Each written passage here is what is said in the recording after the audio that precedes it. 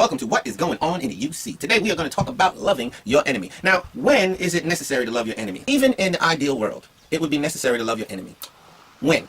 When you have a heartfelt goal and somebody comes along and is slowing you down in your progress towards the fulfillment of that goal. Or somebody stands in the way or is competing with you in such a way that the goal may be unattainable. That is an enemy, and even that would happen in an ideal world. It's important to understand that.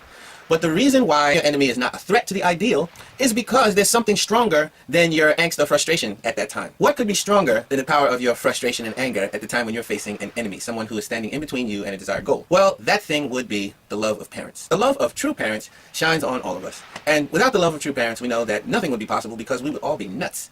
Without the unwavering love of good parents, we would be nuts. So the most important thing to our psychological health is our relationship with our parents. And since all human beings are brothers and sisters under one parent, no matter how angry our brothers and sisters make us, we will always understand how much they are loved.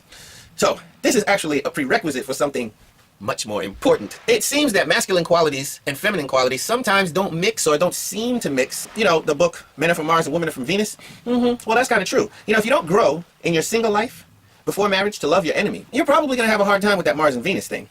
So what's it like to love your enemy? Some say it's like dying. Truth is, in a sense, it really is like dying. Loving your enemy is really like dying because usually the enemy feeling is attached to a heartfelt goal or some kind of ambition that you have. And the person that dreamt up that goal or ambition, it may seem like that person has to die in order to make a good relationship with the so-called enemy. But why? Why would we do that? Why would we kill that dreamer inside of us? Why would we kill that dreamer inside of us for, this person? Well, because the proper way to look at human beings is to see them for the immense value that they possess in the eyes of their parents. As a matter of fact, to borrow from one of the viewers of this show, human dignity is based in the parent-child relationship. In other words, every human being is somebody's child.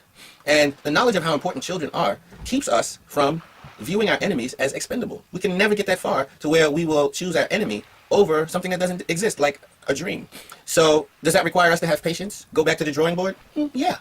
But it also ensures that we don't destroy relationships, we don't destroy people, and by the time we get married, we don't have to destroy our families. Does this require patience? Absolutely. But if you really appreciate human beings, it's easier. And if you don't appreciate human beings the way God does, that's what you need to ask God to give you. Give you the eyes to see people the way that God sees people. It goes a long way. There is no ideal world without it. If you like this, share it, like, subscribe. Talk to you later.